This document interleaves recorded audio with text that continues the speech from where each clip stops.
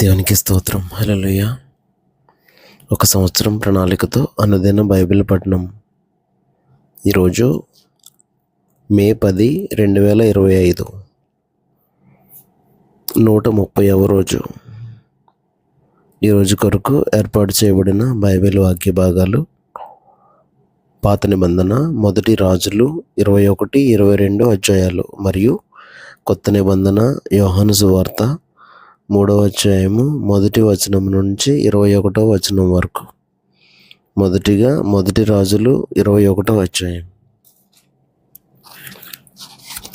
ఈ సంగతులైన తరువాత ఇజ్రాయేలులో షోమ్రోను రాజైన అహాబు నగరును ఆనుకుని ఇజ్రాయేలు వాడైన నాబోతునకు ఒక ద్రాక్ష తోట కలిగి ఉండగా, అహాబు నాబోతును పిలిపించి, నీ ద్రాక్ష తోట నా నగరును ఆనుకుని ఉన్నది గనుక అది నాకు కూర తోటకిమ్ము, దానికి ప్రతిగా దానికంటే మంచి ద్రాక్ష తోట నీకు ఇచ్చేదను,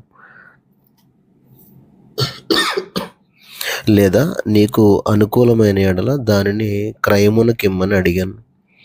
అందుకు నాబోతు, నా పిత్రార్జితమును నీకిచ్చుటకు నాకు ఎంత మాత్రమును వల్లపడదని చెప్పగా, నా పిత్రార్జితమును నీకు ఇయ్యనని ఇజ్రాయేలీయుడైన నాబోతు తనతో చెప్పిన దానిని బట్టి అహాబు మూతి ముడుచుకొనిన వాడై కోపముతో తన నగరునకు పోయి మంచము మీద పరుండి ఎవరితోనూ మాట్లాడకయు భోజనం చేయకయు ఉండెను.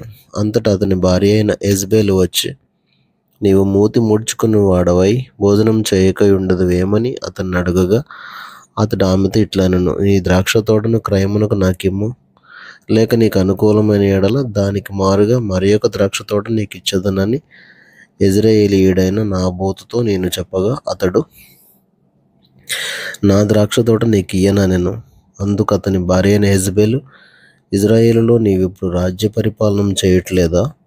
లేచి భోజనం చేసి మనస్సులో సంతోషంగా ఉండము. నేనే ఇజ్రాయేలీయుడైన నాబోతు ద్రాక్ష తోట నీకు ఇప్పించదునని అతనితో చెప్పి, అహాబు పేరట తాకీదు రాయించి అతని ముద్రతో ముద్రించి ఆ తాకీదును నాబోతు నివాసం చేయుచున్న పట్టణపు పెద్దలకును సామంతులకును పంపెను. ఆ తాకీదులో వ్రాయించినదేమనగా, ఉపవాస దినం జరగవలనని మీరు చాటించి నాబోతును జనుల ఎదుట నిలువబెట్టి, నీవు దేవునిని రాజును దూషించితోని అతని మీద సాక్ష్యం పలుకుటకు పనికిమాలిన 2 మనుషులను సిద్ధపరచుడి.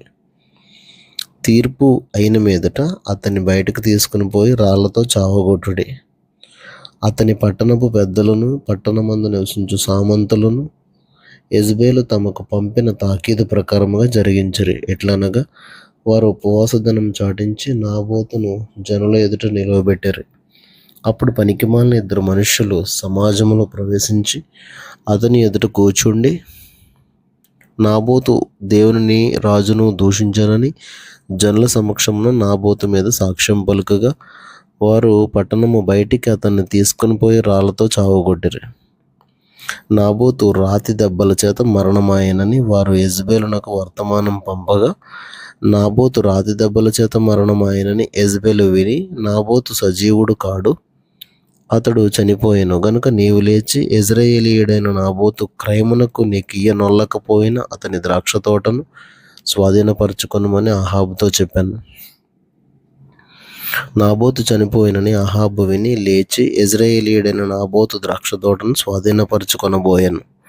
అప్పుడు యెహోవా వాక్కు తిష్బీయుడైన ఏలియాకు ప్రత్యక్షమై ఇలాగు సెలవిచ్చాను, నీవు లేచి షోమ్రోనులో ఉన్న ఇజ్రాయేలు రాజైన అహాబును ఎదుర్కొనుటకు బయలుదేరుము. అతడు నాబోతు యొక్క ద్రాక్ష తోటలో ఉన్నాడు. అతడు దానిని స్వాధీనపరచుకొనబోయెను. నీవు అతన్ని చూచి ఇలాగూ ప్రకటించుము, యెహోవా సెలవిచ్చినదేమనగా, దీన్ని స్వాధీనపరచుకొనవలనని నీవు నాబోతును చంపితివి గదా. యెహోవా సెలవిచ్చినదేమనగా, ఏ స్థలమందు కుక్కలు నాబోతు రక్తమును నాకెనో ఆ స్థలమందే కుక్కలు నీ రక్తమును నిజముగా నాకునని అతనితో చెప్పాను. అంతటా అహాబు ఏలియాను చూచి, నా పగవాడా, నీ చేతిలో నేను చిక్కుబడితినా అని పలుకగా, ఏలియా ఇట్లనెను, యెహోవా దృష్టికి కీడు చేయుటకు నీవే అమ్ముకొని ఉన్నావు గనుక నా చేతిలో నీవు చిక్కితివి. అందుకు యెహోవా ఇలాగూ సెలవిచ్చాను, నేను నీ మీదికి అపాయం రప్పించదను, నీ సంతతి వారిని నాశనం చేతును.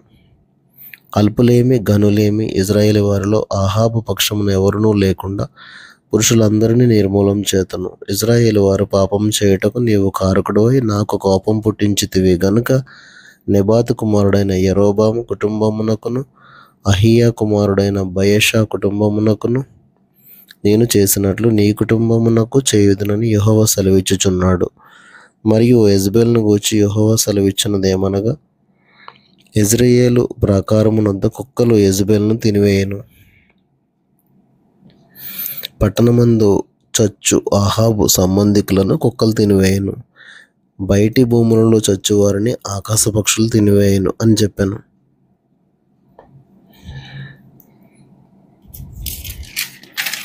తన భార్య అయిన యెజెబెలు ప్రేరేపణ చేత యెహోవా దృష్టికి కీడు చేయ తన్ను తాను అమ్ముకొనిన అహాబు వంటి వాడు ఎవ్వడునూ లేడు.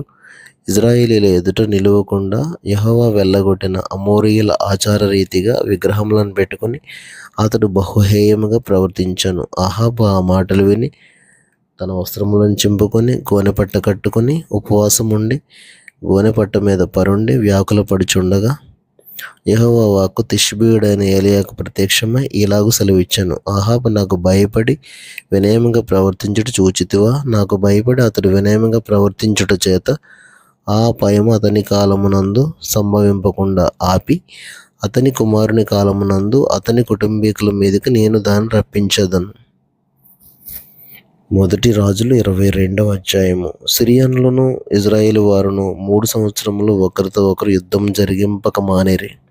3వ సంవత్సరమందు యూదా రాజు అయిన యెహోషాపాతు బయలుదేరి ఇజ్రాయేలు రాజు నొద్దకు రాగా, ఇజ్రాయేలు రాజు తన సేవకులను పిలిపించి, రామోత్గిలాదు మనదని మీరు ఎరుగుదురు.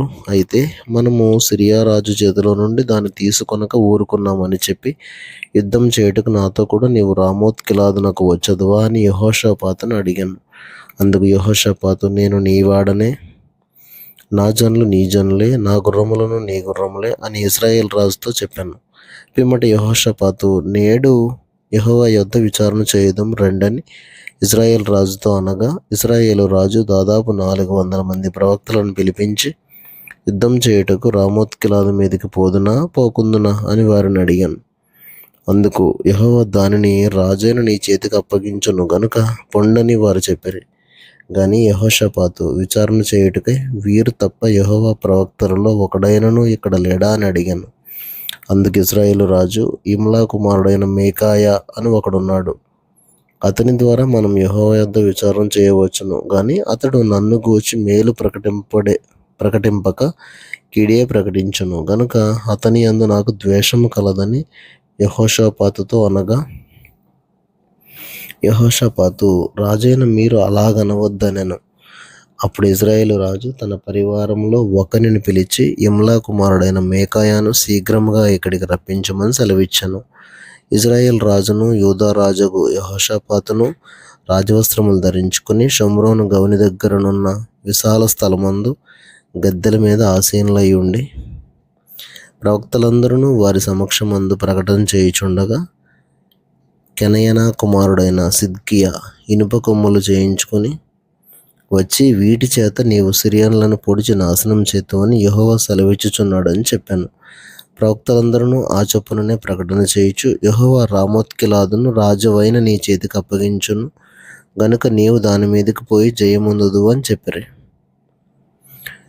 మీకాయాను పిలువబోయిన దూత ప్రవక్తలు ఏకముగా రాజుతో మంచి మాటలు పలుకుచున్నారు గనుక నీ మాట వారి మాటకు అనుకూలపరచుమని అతనితో అనగా, మీకాయా, యెహోవా నాకు సెలవిచ్చినదేదో ఆయన జీవముతోడు నేను దానినే పలుకుదుననెను. అతడు రాజునొద్దకు వచ్చినప్పుడు రాజు, మీకాయా, నీవేమందువు? యుద్ధం చేయుటకు మేము రామోత్గిలాదు మీదకి పోదుమా పోకుందుమా అని అడగగా, అతడు, యెహోవా దానిని రాజువైన నీ చేతికి అప్పగించును గనుక నీవు దాని మీదికి పోయి జయముందుదు అని రాజుతో అనెను. అందుకు రాజు, నీ చేత ప్రమాణం చేయించి యెహోవా నామమును బట్టి నిజమైన మాటలే నీవు నాతో పలకవలసిందని నేను ఎన్ని మార్లు నీతో చెప్పితిని అని రాజు సెలవీయగా, అతడు, ఇశ్రాయేలీయులందరూ కాపరులేని గొర్రెల వలనే కొండల మీద చెదరియుండుట నేను చూచితిని.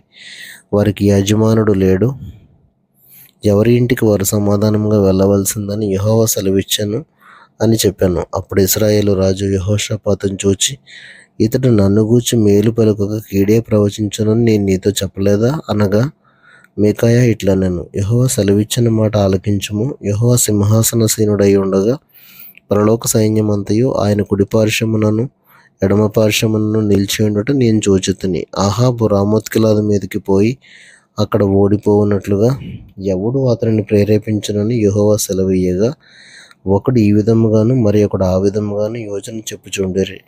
అంతలో ఒక ఆత్మ ఎదుటికి వచ్చి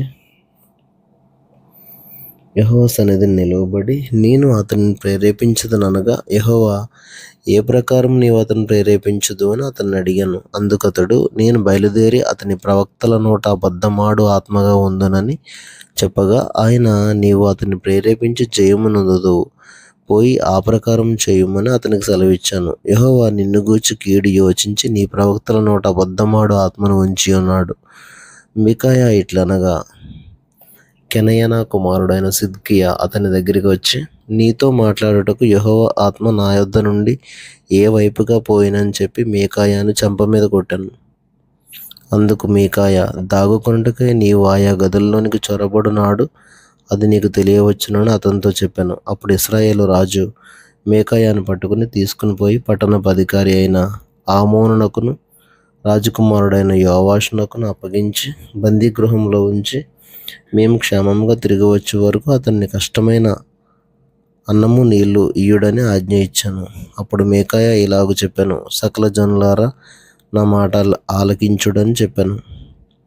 రాజువైన నీవు ఏమాత్రమైనను క్షేమంగా తిరిగి వచ్చిన యెడల యెహోవా నా చేత పలుకలేదు.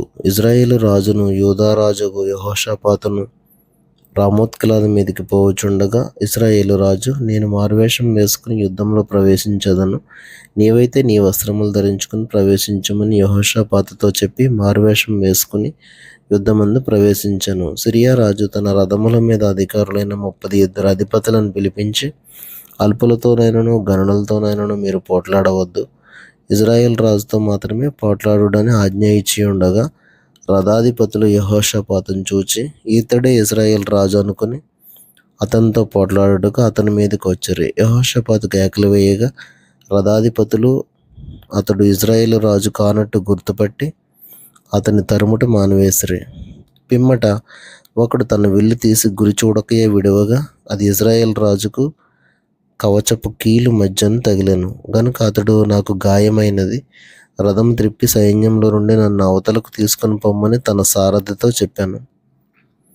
నాడు యుద్ధము బలముగా జరుగుచున్నప్పుడు రాజును సిరియనుల ఎదుట అతని రథము మీద నిలువబెట్టిరి. అస్తమయమందు అతడు మరణమాయెను. తగిలిన గాయములో నుండి అతని రక్తం కారి రథములో మడుగు కట్టెను. సూర్యాస్తమయ సమయమందు దండువారందరూ తమ తమ పట్టణములకును దేశములకును వెళ్ళిపోవచ్చునని ప్రచురమాయెను.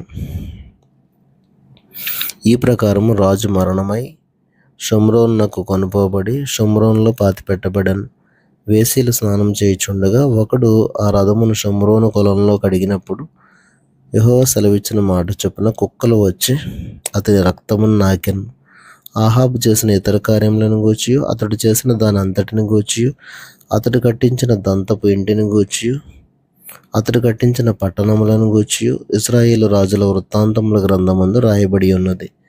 ఆహాబు తన పితరులతో కూడా నిద్రించగా అతని కుమారుడైన అహజ్యా అతనికి మారుగా రాజాయెను. ఆసా కుమారుడైన యెహోషాపాతు ఇజ్రాయేలు రాజు అయిన ఆహాబు ఏలుబడిలో 4వ సంవత్సరమందు యోదాను ఏలన ఆరంభించాను. యెహోషాపాతు ఏలన ఆరంభించినప్పుడు అతడు 35 ఏండ్ల వాడై యెరూషలేములో 25 ఏండ్లు ఏలెను. అతని తల్లి పేరు అజూబా. ఆమె షిల్హీ కుమార్తె అయి ఉండెను. అతడు తన తండ్రి అయిన ఆసా యొక్క మార్గములన్నిటిని అనుసరించి యెహోవా దృష్టికి అనుకూలంగా ప్రవర్తించుచూ వచ్చాను. అయితే ఉన్నత స్థలములను తీసివేయలేదు. ఉన్నత స్థలములలో జనులు ఇంకనూ బలులు అర్పించుచు ధూపం వేయుచూ ఉండిరి. యెహోషాపాతు ఇజ్రాయేల్ రాజుతో సంధి చేశాను. యెహోషాపాతు చేసిన ఇతర కార్యములను గూర్చియు అతడు కనబరిచిన బలమును గూర్చియు అతడు యుద్ధం చేసిన విధమును గూర్చియు యూదా రాజుల వృత్తాంతముల గ్రంథమందు రాయబడి ఉన్నది. తన తండ్రి అయిన ఆసా దినములలో శేషించి ఉండిన పురుషుగాములను అతడు దేశంలో నుండి వెళ్ళగొట్టాను. ఆ కాలమందు ఎదోము దేశమునకు రాజు లేకపోయాను. ప్రధాని అయిన ఒకడు రాజ్యపాలనము చేయుచుండెను. యెహోషాపాతు బంగారం తెచ్చుటకై ఓఫీరు దేశమునకు పోవుటకు తర్షీషు ఓడలను కట్టింపగా ఆ ఓడలు బయలుదేరక ఏసోన్ గెబెరునొద్ద బద్దలైపోయాను. ఆహాబు కుమారుడైన అహజ్యా నా సేవకులను నీ సేవకులతో కూడా ఓడల మీద పోనిమ్మని యెహోషాపాతును అడగగా యెహోషాపాతు దానికి ఒప్పలేదు. పిమ్మట యెహోషాపాతు తన పితరులతో కూడా నిద్రించి తన పితరుడైన దావీదు పురమందు తన పితరులతో కూడా పాతిపెట్టబడాను. అతని కుమారుడైన యెహోరాము అతనికి మారుగా రాజాయెను. ఆహాబు కుమారుడైన అహజ్యా యూదారాజైన యెహోషాపాతు ఏలుబడిలో 17వ సంవత్సరమందు షోమ్రోనులో ఇశ్రాయేలును ఏలన ఆరంభించి 2 సంవత్సరములు ఇశ్రాయేలును ఏలెను. అతడు యెహోవా దృష్టికి చెడుతనం జరిగించి తన తల్లిదండ్రులిద్దరి ప్రవర్తనను ఇశ్రాయేలు వారు పాపం చేయుటకు కారకుడైన నెబాతు కుమారుడు యరొబాము ప్రవర్తనను అనుసరించి ప్రవర్తించుచు వచ్చాను. అతడు బయలుదేవతను పూజించుచు వానికి నమస్కారం చేయుచు తన తండ్రి చేసిన క్రియలన్నిటి చొప్పున జరిగించుచు ఇశ్రాయేలీల దేవుడైన యెహోవాకు కోపం పుట్టించాను.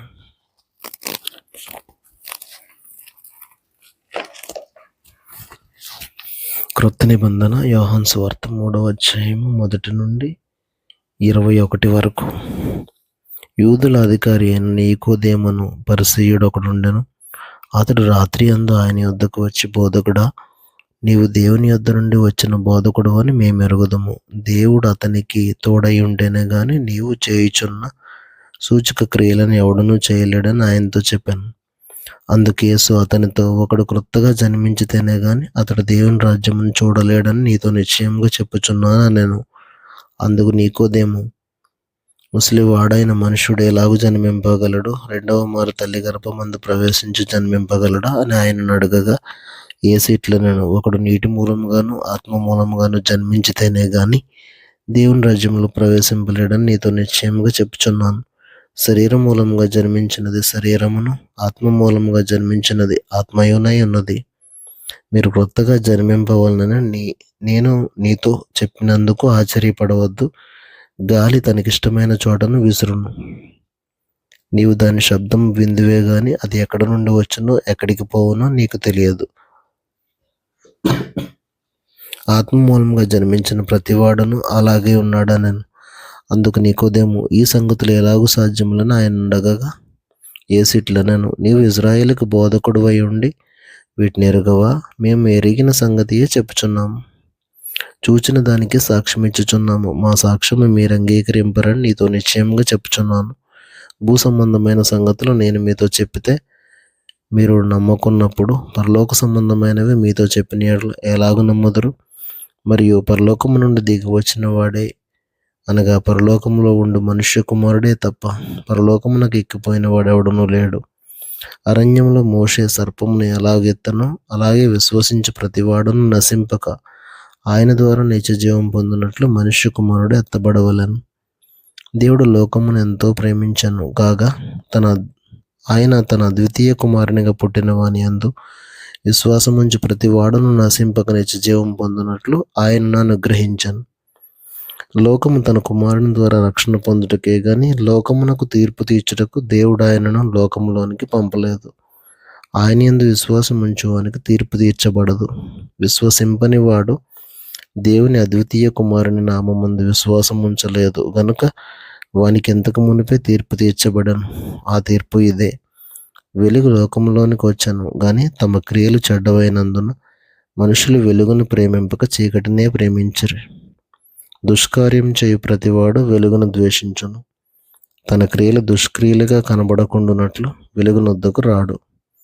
సత్యవర్తనుడైతే తన క్రియలు దేవుని మూలంగా చేయబడి ఉన్నవని ప్రత్యక్షపరచబడినట్లు వెలుగునొద్దకు వచ్చును. దేవుడు తన పరిశుద్ధ వాక్యమును మన వెనుకిడిలో దీవించునుగాక. ఆమెన్.